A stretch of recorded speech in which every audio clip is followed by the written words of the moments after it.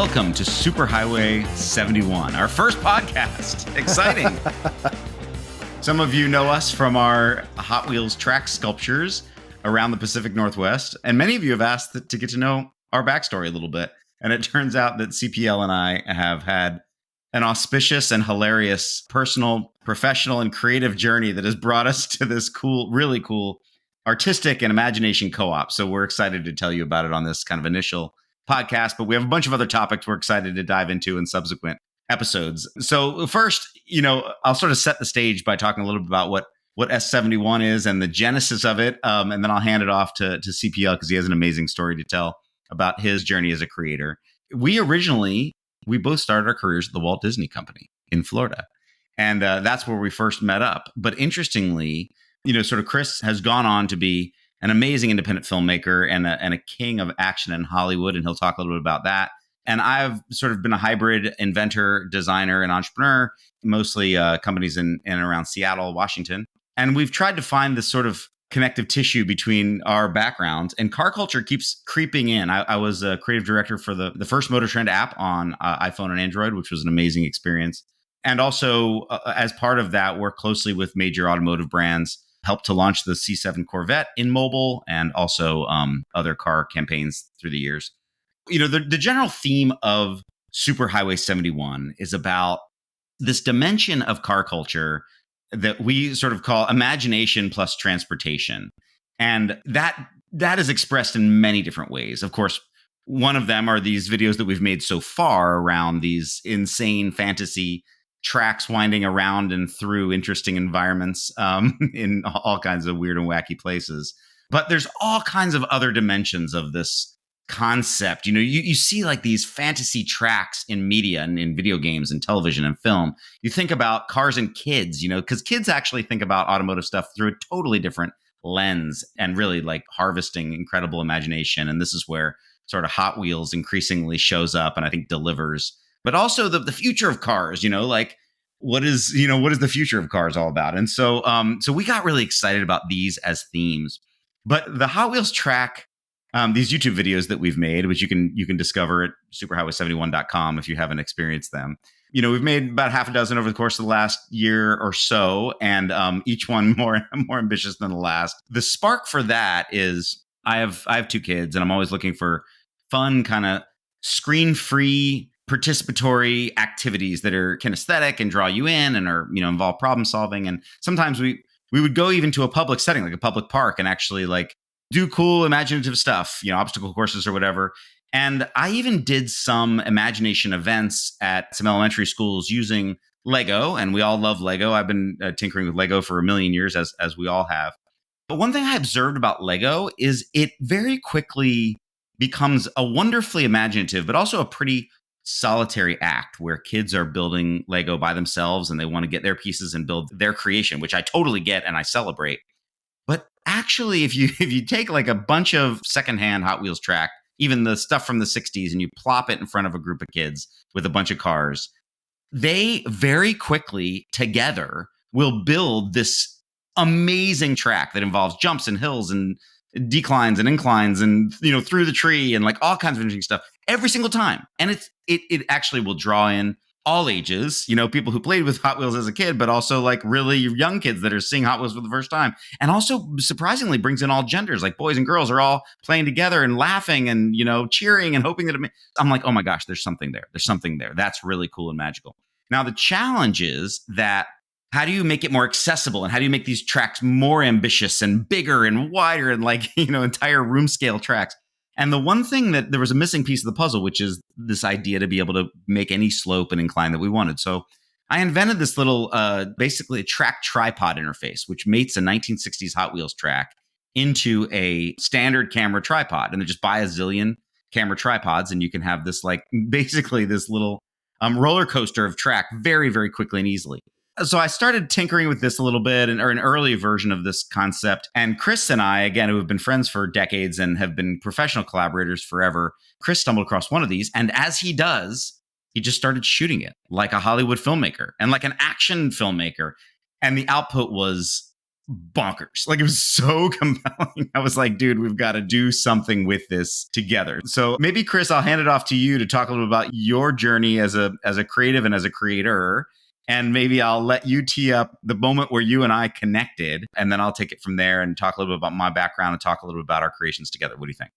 Wow. I was a daydreamer as a kid. I was very much, films and, movies were very much a part of my family's entertainment outlet, whether it was going to the movies or, watching VHS films together. And that just was woven into my DNA from a very early age. And I knew I wanted to be involved with film somehow. As a child, I didn't know how that was going to work. I was growing up just outside of Orlando, Florida, and Hollywood was, way out in California where they make the movies. It was sort of this magical place. And I didn't know how it was going to work, but I just knew that I wanted to be involved with film somehow. And so stumbled along the way. I had a martial arts and gymnastics background. And, after graduation, I went to work for the Walt Disney World Company as a lifeguard. And through that, had a connection. And they were auditioning for the Teenage Mutant Ninja Turtle show. Auditioned and got it. And that's where John and I met. And so, we instantly hit it off. I think probably movies was sort of the connective tissue that really bonded us together. But, it was a number of other things as well, video games and various TV shows that we grew up with. And a lot of those were car themed. I mean, we both had an affinity for Knight Rider, obviously, and definitely several racing video games. And so I remember one time when I was up in Seattle visiting you, and you had just got I forget the RC car that you had. Oh, and then I forget which camera it was. I think it was a Sony that just came out with, it was a pocket camera that had a pretty impressive slow motion feature, high frame rate. And so we just filmed this little video in the alley behind your house. I mean, that was one of our very early, like, okay, wait a minute, we can, this is kind of cool. My son was like 5 at the time. And so we were just like, we were taking this RC car and like doing jumps. I remember you raided the like recycling bin and we pulled out like, milk cartons and like we were just jumping it, but then shooting it in this like low angle, slow-mo, like really great. And I recall specifically you had your editing laptop rig with you because you were in town on business. And then you pulled an almost all-nighter and cut it together. Dominic and I woke up and you're like, gentlemen, I have something to show you. It was so good. It was like an amazing 1970s, your favorite Chips car chase. It was so, oh my gosh, there's a gem of something powerful here.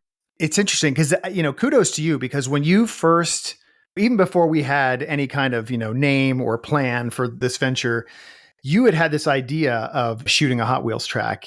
I didn't really fully understand. I didn't see the vision at the time until it was the day that we filmed. It was on the day when we were building the track and I was setting the camera angles. It clicked. And I thought, I get it now. This is it. This is the spark. And to be able to kind of create these worlds and these, various environments, I just lit up inside. The possibilities are endless. And again, it's just letting that creativity fly. So, and that's what I love about building tracks and shooting tracks is that I don't have an engineering background. I'm not, I took drafting in high school. So I have very limited, understanding of architecture and design. But when coming up with these track concepts, it just forces you to think in such a unique way. And it bends your mind in ways that you just don't normally have to think about things. You have to think about physics when it comes to drops and turns and inclines and declines and all these, various degrees of speed. And if it's too fast, it goes off the track. It doesn't make the curve. So it's such a unique way, again, like I said, to stretch your imagination, think of not only the transportation aspect of it, but the presentational aspect of it. And I know we'll talk more about that and kind of our shooting style, but yeah, talk a little bit about, so after we were flying in formation, at Disney as Ninja Turtles together, you went on to Hollywood greatness. How many total productions were you part of? About 180 episodes of television and almost 50 feature films. And certainly television and film that you have heard of. Like, you were, in fact, you were even a driver for Hyundai on 24, right? Yeah. So I was a backup double on 24 for Kiefer Sutherland. Unfortunately, his main double got injured. Nothing serious, but just wasn't able to work. And I stepped to the main double position. And so I did about 8 episodes as Kiefer Sutherland's main double. And one of those was in the scene, he's trying to get to the bad guys as fast as possible. And he steals a car and, a little product placement. It was the Hyundai Genesis Coupe before it was even available to the public. And so, there were the Hyundai reps were there. I think there were 3 reps. And, the stunt coordinator was like, whatever you do, you cannot crash this car. You cannot put a scratch on this car. And it was kind of a hairy sequence. I mean, if you've seen the episode, I don't remember the episode number, but a 180 in this really tight alley, and then there's a flying 90 out of the alleyway and into the street. And it was pretty tricky, but pulled it off. The reps thanked me for making the car look good. And I was like, no, it's a great vehicle. I had a lot of fun driving it. So I saw that episode like when it was out of Super Nintendo 24. I did not know you did that stunt. And when you told me, I was like, dude, that's amazing. So good. And then also as a filmmaker in your own right, so you and even now you have very successful practice where you make a whole array of corporate promotional and videos of large format events for a wide array of different companies. And you always have this amazingly inspiring and energetic eye. I've always loved your work, which is why you're always the first phone call I make in all my companies whenever we need to make a video. You're the rare creature who's gifted on both sides of the camera. And it's so awesome. One other thing I think that united us, you mentioned obviously a passion for television and film, but also cars. And that's what brought us together at Disney. But there's another thing everybody says about both of us, and certainly about us on our projects together, is there is this sort of youthful exuberance that never left us, and that I think brings forth a super important theme now more than ever, which is just permission to play. I think that there's such, we keep learning more and more and more about the power of play, how it helps us be our best, how it helps us expand our minds. And you as a filmmaker and me as an entrepreneur and inventor, I'm constantly playing in literal and in non-obvious ways, and with my family and with you. It's amazing. There's all kinds of cool ways to invent in the context of play. And I think Superhighway 71 has kind of become the perfect to galvanize that into a single concept. And so there was this initial touch point around the tripod interface. Again, that was maybe about 2 years ago is when we started having this spark, and we decided that we were going to make this first video together. And so we did this in Oregon. We both found ourselves in Central Oregon, where you now live, by the way, which is cool. But you didn't at the time, and I often would vacation there. So I guess it is a good segue to talk a little about our first collaboration together, and we'll walk through each of our fun projects, because this sort of lit the spark, and there's no looking back at that point. And there's many more to come. So the first one, which we call Volcanic, that's what it's called on YouTube, was we literally found this incredible volcanic lava rock, of which there are many around the sort of Bend and Sun River area. We brought like a bunch of our tripods and all of our track.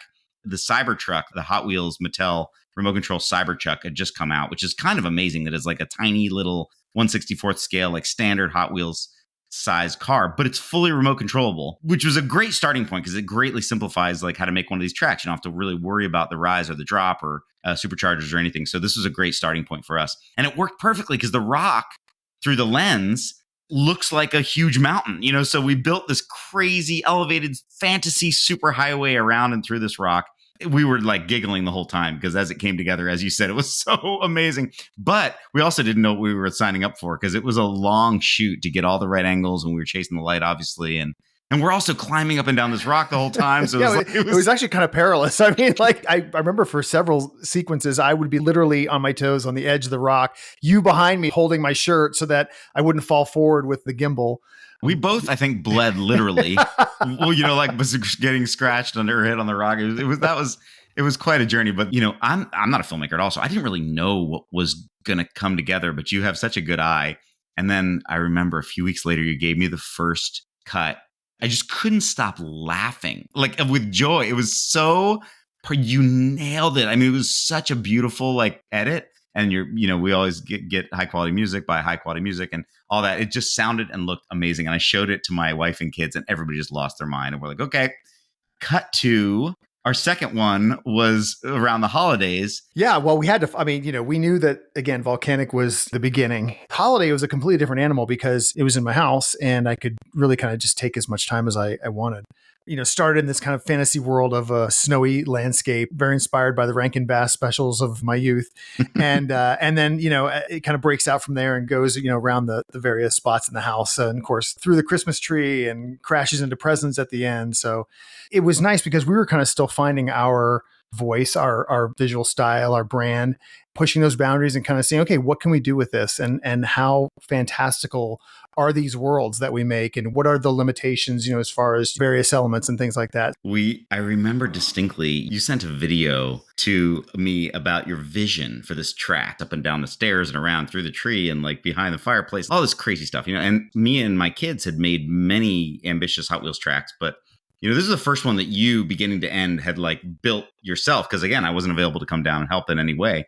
I show the video to my daughter, who again had built a bunch of these tracks, and she's like, that sounds really ambitious. And so we actually called you almost with an intervention, like, dude, this is going to be really hard to make this work. I mean, if this is track, because those of you who are listening who've made Hot Wheels tracks, like, it's amazing how it kind of becomes like Angry Birds in real life. It is a little physics experiment. It seems it's always harder than it seems.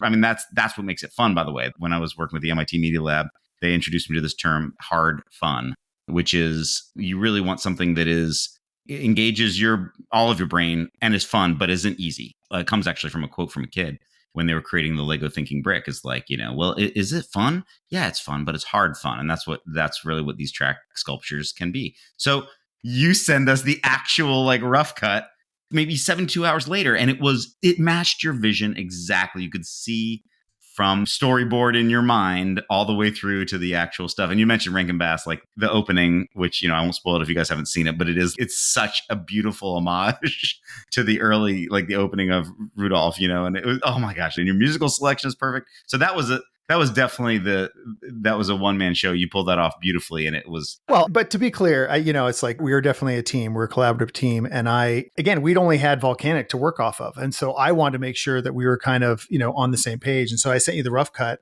It was a one-man show in that regard. I think it was very collaborative as far as the vision of what we're putting out there. And that just continues to inform us and where we want to take this and the direction. Well, and the ones that we do together are just pure joy. I mean, a lot of people will ask me like, so what drives you guys to do this? Like, you're both so busy. You're both spinning a zillion plates, and like, just to state the obvious, at least it's obvious to you and I, but maybe not obvious to Harry, is like, there's no shame in just doing something for the pure joy, right? And I actually, like, I love that people stumble across the videos and find them fun. And, but in this day and age, growing a YouTube audience takes years, not months, and that's fine. Like, meanwhile, we're having the time of our lives as we make these things, and like, it gives us an excuse to just connect and have a purpose and do something creative together. So then we were like, all right, well, we need more locations. And so we were kind of brainstorming, like, what are wacky places a Hot Wheels track has no business being, but also would be really like cool and enticing and interesting. And I'm like, well, I know a guy who has this really cool experimental aircraft in his own hangar. And it's a pusher plane called the Velocity.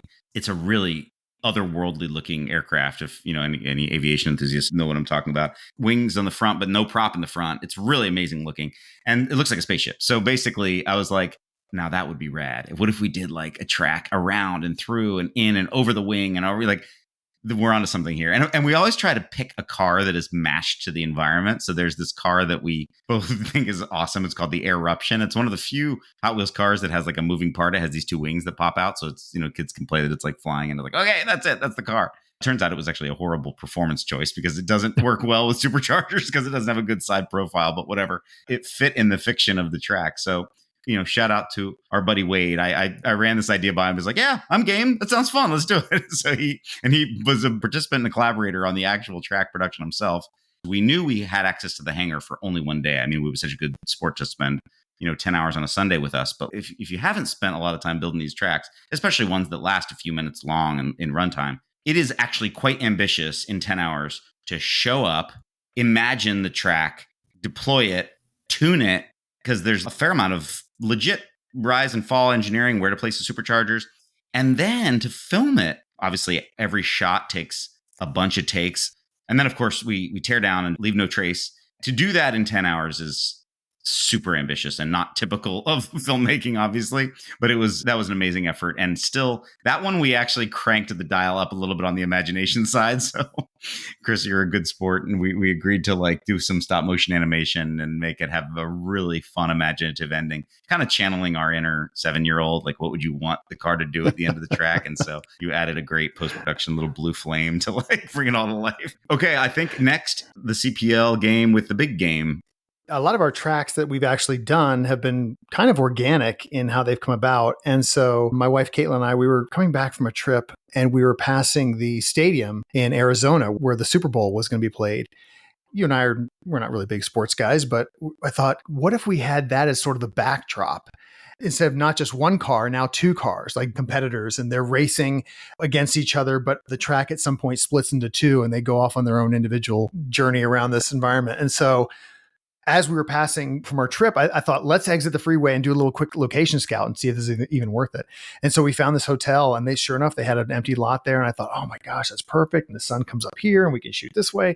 What was really special about that is it sort of validated our journey, because people of all ages, whether they were walking on the sidewalk or using the lot to get to a different street, or they were in their cars, people were screaming out the window, Hot Wheels! Some people stayed and watched for, just to watch the process. And, I told them, oh, it'll be on YouTube. You'll be able to watch it. And they, their eyes lit up. So this blank canvas, and now you create this thing. And the fact that it's Hot Wheels, that resonates with so many people, whether that's in their childhood or it's really something special to be a part of.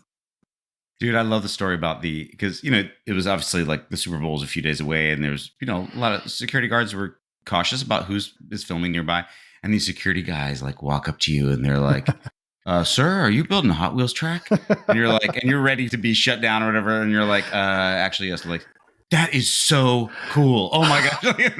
Like super engaged. Yeah. I mean, it continually happens. They tell you what cars they had or their dad had, or, what's really inspiring is so many people that say, oh, I need to go home and break out my Hot Wheels track. Everybody's everyone. Like, they're in the attic. I need to break them out. That's worth the price of admission. That's why we're doing this. So the next one was really one of our, again, most ambitious, but also most fun. So there's a place in South Seattle called The Shop. There's also one in Dallas. It's an amazing business where they basically house members' exotic cars, whether they're resto mods or classic cars or exotic Ferraris or whatever. They house these cars in a safe conditioned space. But then the neat thing is they've created a whole car culture around it, where they have car culture events, they have music events, they have live events, they have a restaurant and a bar and a incredible member lounge and all kinds of places where people can work on their cars. It's just like the epicenter of Seattle car culture.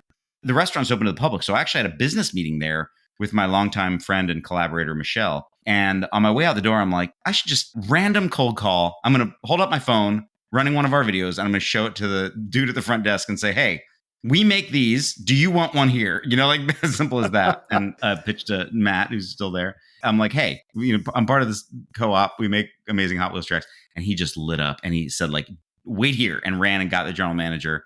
And we, put together this event that was totally awesome. So it ended up being, one of the more attended events by families that they've ever had. And there was at one point half-hour wait for kids to get their car on our track. We actually built it around and through one of the members' cars. And actually, we chose one that was non-obvious. Like, I think people were expecting we were going to choose some kind of Lambo or something. But we actually chose a gorgeous classic wagon, which, again, you can see if you look on the site. And then the event that went around with it was great. We also had a little imagination activation center where kids could use our tripod system and build their own tracks. And that was really well attended. It was just, again, pure joy, pure fun. The team at the shop was a blast to work with. We're doing another event there. And it was nice. They allowed us to load in the night before, so that took a lot of pressure off. We kind of mapped out the track. They already had the car there parked for us, so we kind of imagined the track that evening and talked a little bit more about it that morning. And so many times when we're building these tracks, it's like, what if it goes here? And then one of us will be working a little bit further down the line and we'll look at each other and go, oh, wait, you're doing that? Hold on. And then we'll add a completely different spin to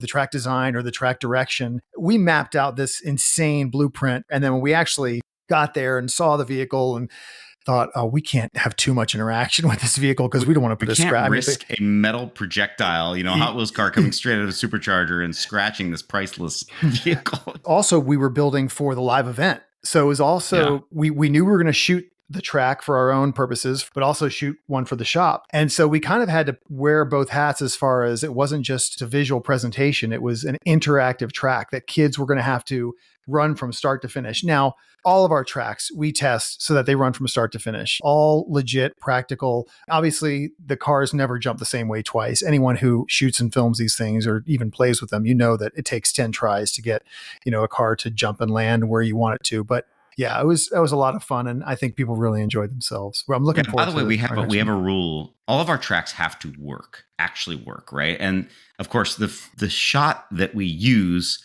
we wait for the perfect shot, perfect angle, the perfect car performance. Many of our tracks, the car will run the entire way every time, or whatever, not every time, but most times consistently. And this was probably our most reliable one because we had little kids running their cars and we really wanted them to finish. But even on the ones that it's hard to get it to run the whole time, it has run every section successfully to every supercharger entry point, which is something we pride ourselves on, doing that extra bit of engineering and making it real. I know a lot of the YouTube makers do that too. And so shout out to all the other amazing Hot Wheels kind of YouTube makers that really put in the effort to make them run beautifully and consistently.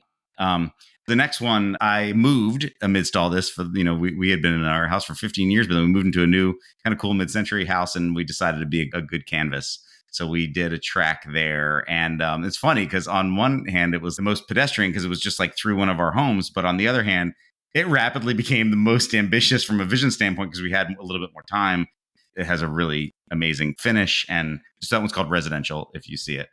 So I think, in terms of what's coming next on this podcast, we have a bunch of other topics, by the way, most of which are not necessarily related to Hot Wheels tracks. So we want to make sure that we're honoring our imagination and our youth. So we're going to talk about fantastical tracks and film and television and video games. And we will talk a little bit about our invention journey with these tracks and some of the kind of innovations that we've created. But we'll make sure and bounce back to our tracks from time to time. But we also want to broaden our scope and talk about all kinds of things related to imagination and transportation. But we're really psyched that this, if you're still listening, then this sparks something in your noggin as well. And that's the whole reason why we're doing this. So CPL, it's a blast to do this with you. And thanks for taking the time to kind of unpack the story and share it with some of our subs. And I look forward to the next one.